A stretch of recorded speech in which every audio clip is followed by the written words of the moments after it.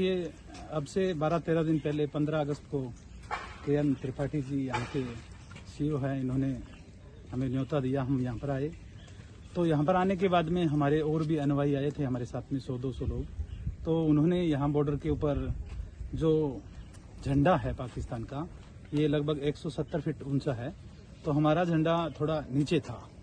तो सब ने कहा कि ये थोड़ा अच्छा नहीं लग रहा है कि 150 करोड़ की आबादी का ये देश, और मैं अपने देश के ऊपर कहूँगा संपूर्ण पृथ्वी के ऊपर ये जो भारत की धरती है, इसको मैं देवभूमि कहता हूँ, क्योंकि यहाँ पर बड़े बड़े ऋषि मुनि अवतार आए और इस धरती के ऊपर गंगा भी निकलती है भारत के अंदर। बताते हैं कि ऋषि मुनियों ने, भागीरथ जी ने स्वर्ग से गंगा को उतारा, तो ये हमारे लिए बड़ी सौभाग्य की बात है। और यहाँ देवभूमि इस भारत को मैं क्यों कहता हूँ, आज अमेरिका अपने आप को राष्ट्रगुरु बताता है, लेकिन मैं यूँ बोलता हूँ महाभारत के युद्ध से पहले, आज से 5000 वर्ष पहले जो भारत की भूमि के ऊपर विज्ञान रहा है, उसके अभी तक 50% में भी अमेरिका नहीं है। फिर भी अमेरिका ने अच्छी विज्ञान में तरक्की की है, तो मैं विज्ञान के अंदर उनको बोल सकता हूँ कि वो आगे हैं। लेकिन जो ज्ञान है इस अपने भारत की भूमि का, ऋषि मुनियों ने जो हमें ज्ञान दिया, ज्ञान के अंदर भारत हमेशा विश्व गुरु रहेगा। और बात रही यहाँ पर आकर बड़ा अच्छा लगा, उस दिन के त्रिपाठी जी और सभी जवानों से मैं मिला। और मैं तो इतना ही कहना चाहता हूँ कि आज 150 करोड़ की आबादी का जो देश है भारत, आज वो अमन चैन की नींद सो रहा है।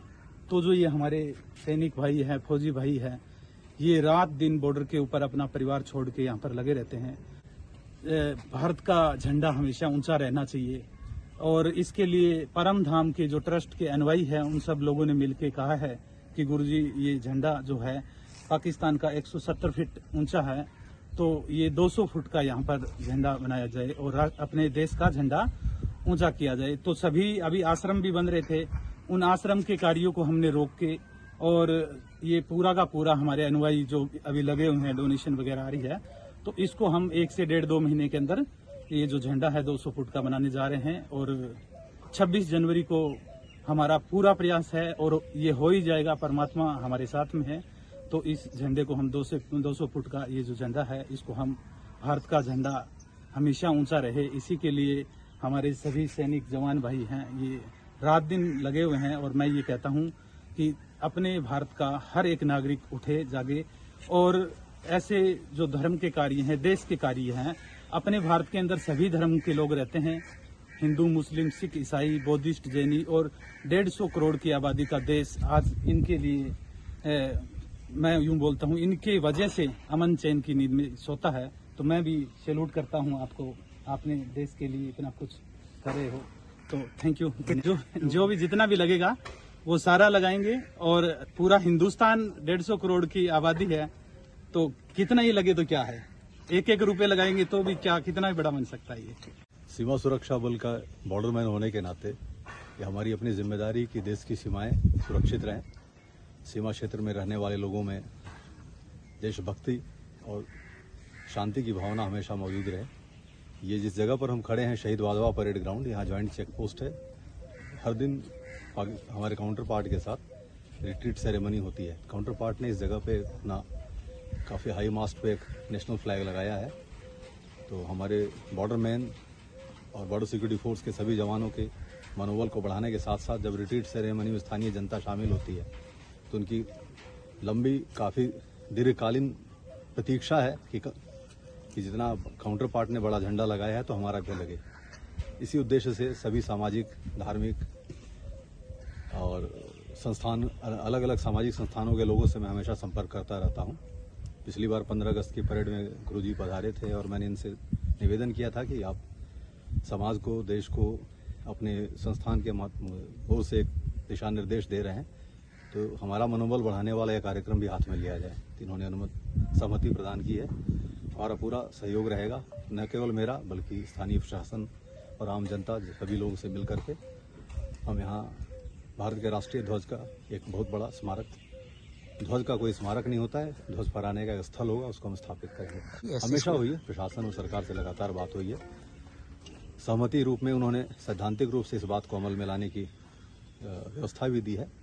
लेकिन विभागीय कार्यक्रमों में किसी भी प्रोजेक्ट को बनाने के लिए अलग अलग स्तरों पर सहमति, नियम कानूनों की ज़रूरत पड़ती है, तो उस हिसाब से उनका कार्यक्रम बढ़ रहा है।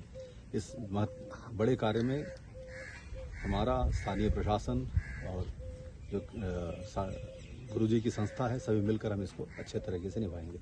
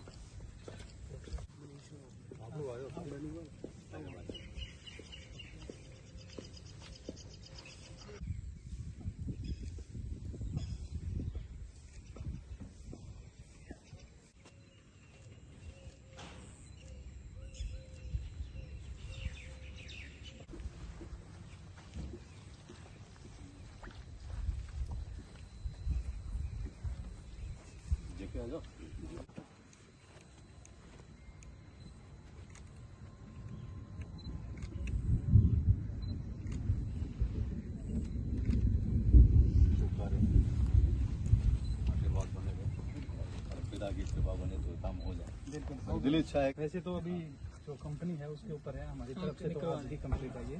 वो अभी 1 महीना लगे, 1.5 महीना लगे, वो नहीं काम आरसीसी वर्क है तो टाइम तो लगेगा। बिल्कुल फाउंडेशन को फाउंडेशन सेटल उद्घाटन के पीछे जो मूल रहस्य यही था कि आदमी से जुड़ते रहे। पुराने समय से ही काम चलता है। परेड करके गर्दन दबाए रखी है। जगह पे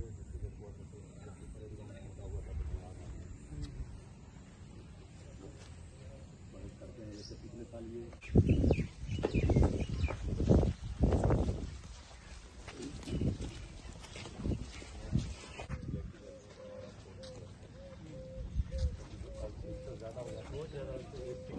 एक यहाँ पर एक वहाँ पर 2 जगह भी जल्दी बनाएंगे।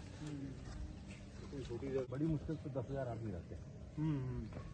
उस दिन काफी लोग आए थे, मेरे 40,000 से ज्यादा लगभग 2 बजे से शुरू हुआ था। गर्म करेंगे हम लोग चलते हैं तो हमारी